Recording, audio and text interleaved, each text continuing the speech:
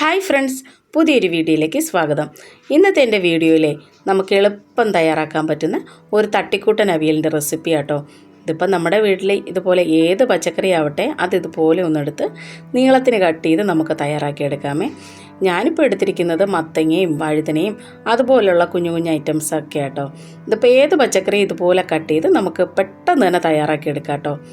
ഇതിപ്പോൾ കുറച്ച് പച്ചക്കറിയല്ലേ എടുത്തിട്ടുള്ളത്, ഞങ്ങൾ 4 പേർക്കും കൂടി ഇത് മതി കേട്ടോ. പിന്നെ ഒരു തേങ്ങേൻ്റെ 1/4 ഭാഗം തേങ്ങയും പിന്നെ മഞ്ഞപ്പൊടിയും ഇതുപോലെ കുറച്ച് മുളക് പൊടിയും പിന്നെ കുറച്ച് സവാളയാട്ടോ. ഇതിപ്പോൾ ഞങ്ങൾക്ക് ചെറിയ ഉള്ളി കിട്ടത്തില്ല, അതുകൊണ്ട് ഇതുപോലെ ഞാൻ കുറച്ച് സവാളയാട്ടോ ആഡ് ചെയ്യുന്നത്. പിന്നെ ജീരകവും പിന്നെ ഒരു 2 അല്ലി വെളുത്തുള്ളിയും ഇതൊന്ന് അരച്ചെടുക്കണം കേട്ടോ. എൻ്റെ വീഡിയോ പുതുതായി കാണുന്ന ആരെങ്കിലും ഉണ്ടെങ്കിലേ ലൈക്ക് ചെയ്ത് സബ്സ്ക്രൈബ് ചെയ്ത് ഹൈപ്പ് ചെയ്യുന്നവരെയും മറക്കല്ലേ. നിങ്ങളുടെ സപ്പോർട്ട് ഉണ്ടെങ്കിലേ എനിക്കിതുപോലെ മുന്നോട്ട് പോകാൻ പറ്റുള്ളൂ കേട്ടോ. ഇതുവരെ നിങ്ങൾ തന്ന എല്ലാ സപ്പോർട്ടിനും ഒരുപാട് താങ്ക്സ് ഉണ്ട് കേട്ടോ. ചേനയും ചേമ്പും കാച്ചിലും ഒന്നും ഇല്ലെങ്കിലേ നമുക്ക് രുചികരമായിട്ടുള്ള അവിയൽ തയ്യാറാക്കിയെടുക്കാം കേട്ടോ. ഇതിപ്പം ഇവിടെ ഞാൻ ഇടയ്ക്കിടയ്ക്ക് ഉണ്ടാക്കാറുണ്ട്. ഇതെല്ലാവർക്കും ഇവിടെ ഇഷ്ടമാണ് കേട്ടോ. ഇത് എൻ്റെ അടുത്ത് ഏത് പച്ചക്കറി ഉണ്ടോ അതെല്ലാം ഞാനിതിൽ ഇതുപോലെ ആഡ് ചെയ്യും, നീളത്തിനരിഞ്ഞിട്ടിട്ടേ. ഇത് പിന്നെ കുറച്ച് വെള്ളം ഒഴിച്ചിട്ട് വേവാൻ വെക്കണം കേട്ടോ. അടച്ച് ഒരു 5-6 മിനിറ്റ് അത്ര തന്നെ കേട്ടോ. പെട്ടെന്ന് നമുക്ക് വെന്ത് കിട്ടും. പിന്നെ അതിൽ കുറച്ച് വെള്ളം വല്ലതും ഉണ്ടെന്ന് തോന്നുകയാണെങ്കിൽ തുറന്ന് വെച്ചിട്ടൊരു 5-6 മിനിറ്റ് നമുക്കിതുപോലെ വേവിച്ചെടുത്താൽ മതി. ഒന്ന് വെള്ളമൊക്കെ ഒന്ന് പറ്റിക്കിട്ടും. അത് കഴിഞ്ഞിട്ട് നേരത്തെ ആ തയ്യാറാക്കി വെച്ച ആ തേങ്ങയില്ലേ അതെല്ലാം കൂടി ഇതുപോലെ അരച്ചിട്ട് നമുക്കതിലോട്ട് ആഡ് ചെയ്ത് കൊടുക്കാം കേട്ടോ. ഇങ്ങനെ ഇതുപോലെ ആഡ് ചെയ്ത് കഴിഞ്ഞിട്ട് ഒരു 4-5 മിനിറ്റ് ഒന്ന് മൂടി വെച്ച് വേവിക്കാമേ. നിങ്ങളിൽ പലർക്കും അറിയാമായിരിക്കും ഇതുപോലെ അവിയലൊക്കെ ഉണ്ടാക്കാൻ. ഞാൻ ഉണ്ടാക്കുന്ന രീതി ഒന്ന് കാണിച്ചതാട്ടോ. ഇതിപ്പോൾ ആർക്കെങ്കിലും ഉപകാരപ്പെടുമെങ്കിൽ നല്ലതല്ലേ. ഇതിപ്പം പാചകമൊക്കെ പഠിച്ച് വരുന്നവർക്ക് നല്ല ഹെൽപ്പാവും കേട്ടോ. അവിയലൊക്കെ വയ്ക്കാൻ ചേനയും കാച്ചിലും ചേമ്പൊന്നും ഇല്ലാതെ അവിയൽ എങ്ങനെ ഉണ്ടാക്കും എന്നൊക്കെ വിചാരിച്ചിരിക്കുന്നവർക്ക് ഇത് ഹെൽപ്പാവുമേ. ഇതിപ്പം ഞാൻ ഉണ്ടാക്കുന്ന രീതി ഒന്ന് കാണിച്ചെന്ന് മാത്രമാണ് കേട്ടോ.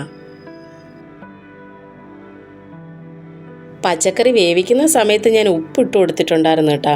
ഇപ്പം നമ്മുടെ അരപ്പൊക്കെ നല്ല സെറ്റായി അതിൻ്റെ പച്ചമണമൊക്കെ അങ്ങ് മാറിക്കിട്ടിയേ. ഒരു 5 മിനിറ്റ് മൂടി വെച്ച് വേവിച്ച് കേട്ടോ, അത്രയും തന്നെ. പിന്നെ കുറച്ച് തൈര് ഇതുപോലെ ഒഴിച്ചു കൊടുത്തു, ഒരു 2 സ്പൂൺ തൈര് കേട്ടോ. ചിലരൊക്കെ മാങ്ങയാണ് ഇതിൽ ആഡ് ചെയ്യുന്നത്, ഞാൻ കൂടുതലും തൈരാട്ടോ ഒഴിച്ചു കൊടുക്കുന്നത്. പിന്നെ ഇതുപോലെ കുറച്ച് കറിവേപ്പില. ഞാനിപ്പോൾ കറിവേപ്പിലയുടെ അളവൊന്നും നോക്കാറില്ലേ. വീട്ടിൽ എൻ്റെ ഏത് കറി ഉണ്ടാക്കി കഴിഞ്ഞാലും കറിവേപ്പില കുറച്ച് കൂടുതൽ കാണും. എനിക്ക് ഒരുപാട് ഇഷ്ടമാണ് ഇതുപോലെ കറികളിലൊക്കെ കറിവേപ്പില ആഡ് ചെയ്യുന്നത് കേട്ടോ. പിന്നെ അത് കഴിഞ്ഞിട്ട് അതിൻ്റെ മുകളിൽ കുറച്ച് പച്ച വെളിച്ചെണ്ണ ഇതുപോലെ തൂക്കി കൊടുക്കുവേ. ഇപ്പോൾ ഒരു മണം വരും. ഇതൊക്കെ കഴിഞ്ഞിട്ടൊന്ന് അടച്ച് വെക്കും കേട്ടോ. ആ അടച്ച് വെച്ച് കഴിഞ്ഞ് പിന്നെ തുറക്കുമ്പോൾ ഒരു മണം വരും. എന്തൊരു മണമാണെന്നോ, സത്യം പറഞ്ഞാൽ എനിക്ക് ആ ഒരു മണം എൻ്റെ ഫേവറേറ്റ് ആട്ടോ.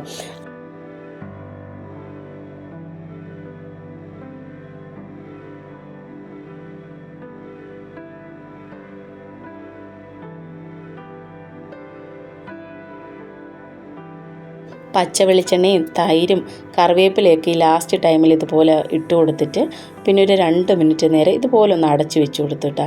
അപ്പം നമ്മുടെ അവിയൽ ഫുള്ള് സെറ്റായി നല്ലൊരു മണമൊക്കെ വരും കേട്ടോ. ഇതുപോലെ നിങ്ങളൊന്ന് ട്രൈ ചെയ്ത് നോക്കുക കേട്ടോ. ഇതിപ്പോൾ പലരും ട്രൈ ചെയ്യുന്ന രീതിയൊക്കെ ഒരുപോലെ ആയിരിക്കും, എന്നാലും ചില വ്യത്യാസങ്ങളൊക്കെ ഉണ്ടാകത്തില്ലേ. എന്തായാലും ഞാൻ ഉണ്ടാക്കുന്ന രീതി ഇതാട്ടോ. പിന്നെ ചെറുതായിട്ടൊന്ന് ഡെക്കറേറ്റൊക്കെ ചെയ്തിട്ടാ. എനിക്ക് തന്നെ ഇത് കണ്ടപ്പോൾ ചിരി വരുന്നു, നല്ല രസമല്ലേ. ആദ്യമായിട്ടാട്ടോ ഈ ഒരു മോഡലൊക്കെ ഉണ്ടാക്കിയത്. എന്തായാലും നിങ്ങൾക്ക് എല്ലാവർക്കും എൻ്റെ വീഡിയോ ഇഷ്ടപ്പെട്ടെന്ന് വിശ്വസിക്കുന്നു കേട്ടോ. ഇനി മറ്റൊരു വീഡിയോ ആയിട്ട് വരാമേ. Okay friends, by.